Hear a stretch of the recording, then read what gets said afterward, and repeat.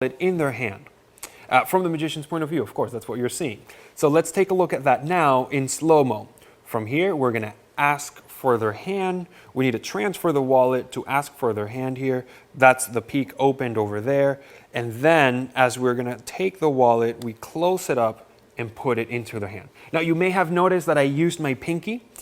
So you can actually use your pinky to close the wallet as you hand it to them. That's something that I like to do. So you're here, you'll ask them for their hand the second they give you their hand. You can grab the wallet with this hand, or you can bring it forward and close it with the pinky. You have those two options that you can do. Now let's take a look at another variation using only one hand of the peak that you just saw. So all it is you're going to do the same thing. You're going to ask your spectators for their hand, and as you do, you're using that moment to get your peak. Okay, so let me see your hand. And here we're opening up the wallet. I'll turn around so you can see it, and you can get the peak like that as you're asking for their hand. So card goes in, tell them, can I see your hand? And as you put the wallet on top of their hand, that's when you're getting your peak. Okay, so it's very, very simple. This one, you of course want to be sure that you don't have anybody on your left, because if you do, they will know what the person has drawn already, just like you. So just make sure that you don't have anybody on your left. And I guess if you do, I'm just thinking about this right now, is you could place the wallet, you could use almost like both hands as a shield to place the wallet. I've never done that before. Usually this one, I just like to do it with one person. They put it in, and then, can I see your hand? They say yes. Then when you go put it in, put the wallet in their hand, you've gotten your peak. So if you're just doing it for one person, I'll turn around here so you can see. So we ask for the hand. Can I see your hand? The second they say yes, now we can open. Here I have the complete peak. And as I put the wallet on their hand, it just naturally will close. So one of the reasons I like to use this over the other one where you put it in the hand is that it seems, or it appears, or at least it feels like less is happening. Almost like it feels like nothing happened. Can I see your hand? Yeah, and then you just put it down, and then in that action, we got our peak. So it's just incredibly fast, direct, to the point, and it really feels like nothing has happened. The only downside is your angles to your left are a little bit more opened. So I like to reserve this peak whenever I'm doing like one-on-one or two spectators, or I know that nobody's going to be on my left side. From the magician's point of view, asking the spectator's hand, which is the wine glass, so can I see your hand? Now we have our peak. When they give it to you, we'll come over and place it in their hand. Now I will mention, it doesn't really matter that much if when you're asking for their hand, if you place this on their hand and then you close it, or if you just close it all in one motion. If you try it on yourself, for instance, if I were to try it here, you'll see that it feels pretty much exactly the same no matter which way I do it. So if I do it by closing it first and putting it down, it feels pretty much the same as having it open and just putting it down. Because I don't have a spectator here, it's really difficult for me to remember to look at the eye line. When there's a spectator here, you just see them, you're talking with them. But let me show you what that peak would look like, the one with one hand, making sure that we're looking at the eye line. You never want to be looking at the wallet whenever you do that. So can I see your hand for a second? They'll say yes. At this moment, this is open here, and it's only when I'm going to bring it to their hand that I'm going to look down. So we're here. I say, can I see your hand for a second?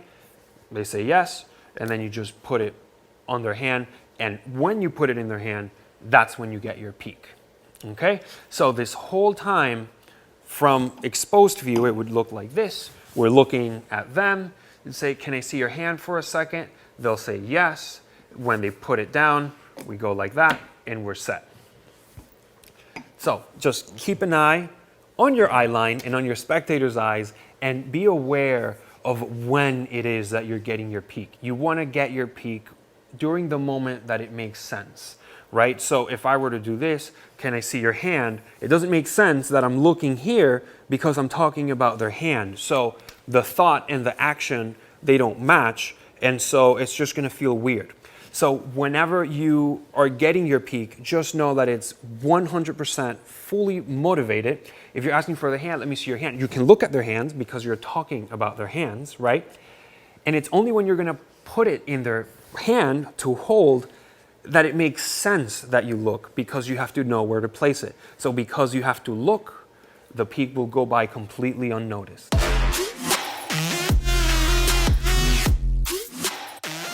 You can also use this peak not on your spectators' hands.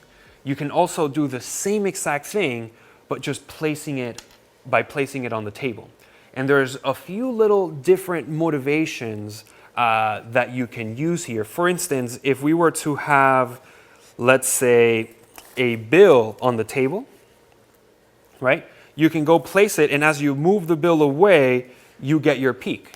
So now you're here, you're gonna get your peak. As you move that away, the attention is gonna go to the bill, and your peak will go by also completely unnoticed. From this point, you can push it over for a spectator to hold, or you can just leave it there for whatever it is you want.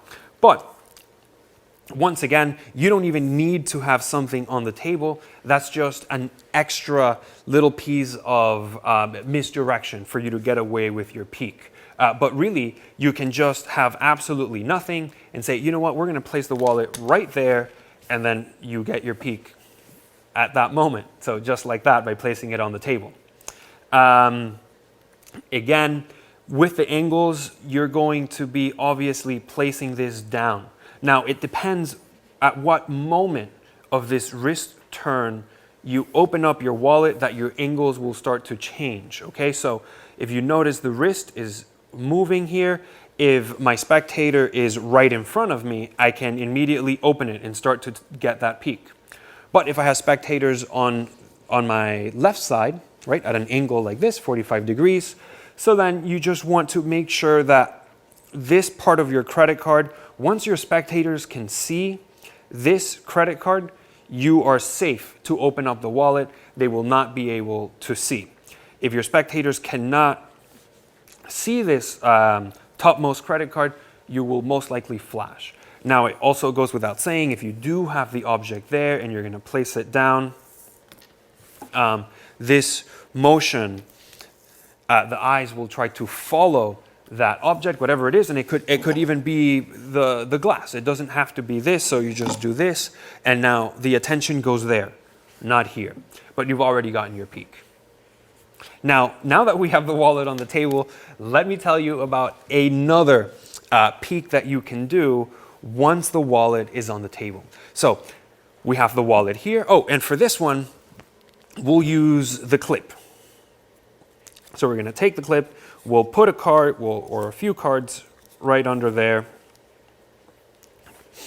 And this is what the peak would look like. So we're here, they've already put the card inside, and now you need to take a card yourself so you can replicate the drawing or whatever it is you're gonna do.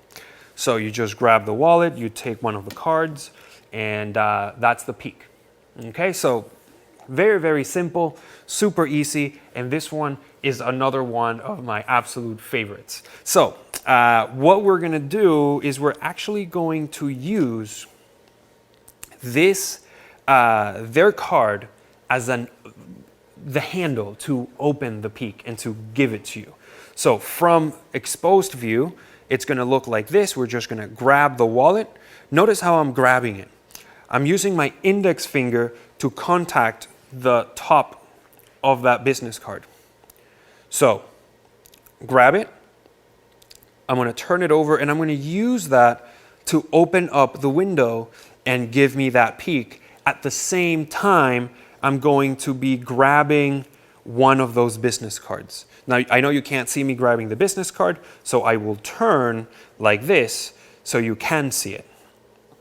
So here we go, we take it, and once again, attention goes here, but we also have to know what's going to happen here. So let me show you what this hand's going to do. All it does is it closes the gimmick, and it puts the wallet back down.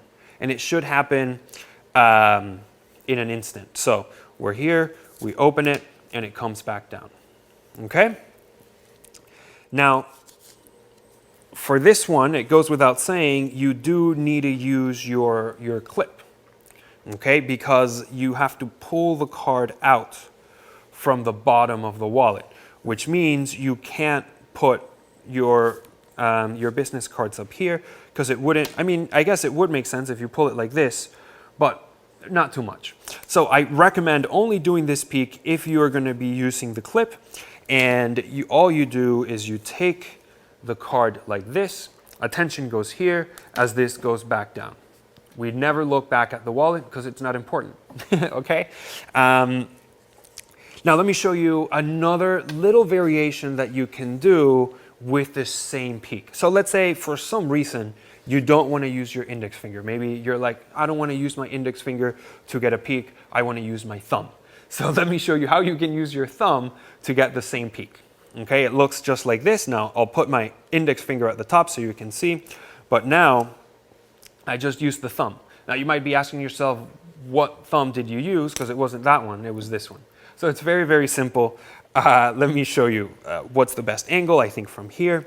So all we're doing is picking up the wallet into the hand, and when we come grab a card, we're only using the two fingers to grab the card.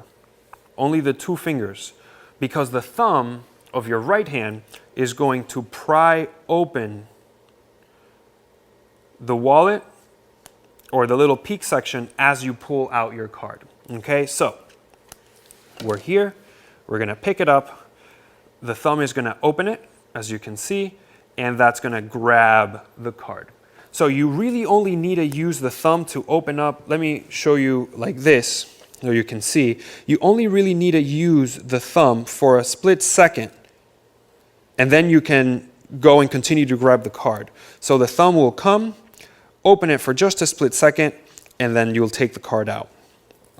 Of course, you're holding the wallet like this, so you have all the cover in the world. The angles for this, as you may have already guessed, are going to be best when you face this towards your spectator, and they get better and better towards your right. So one way that you can kind of define your angles is, depending on which angle you have your wrist, you're going to have more and more spectators that you can have on your right. The more you have your wrist cracked and open, the less angle you have on this side. So what I recommend is having the wallet pointing at your belly button pretty much. So a natural position. Also, I should mention that you should place the wallet on the table so that you can naturally pick it up. You don't want to twist your, like if it was like this, I have to twist my hand, that looks really, really weird. So what we want to do is place the wallet exactly how you know that you're going to pick it up. That way when you pick it up, it feels very natural and it doesn't raise any alarms and it doesn't feel weird. It feels completely natural. The hand just comes, picks it up, takes the card, and it sets it back down.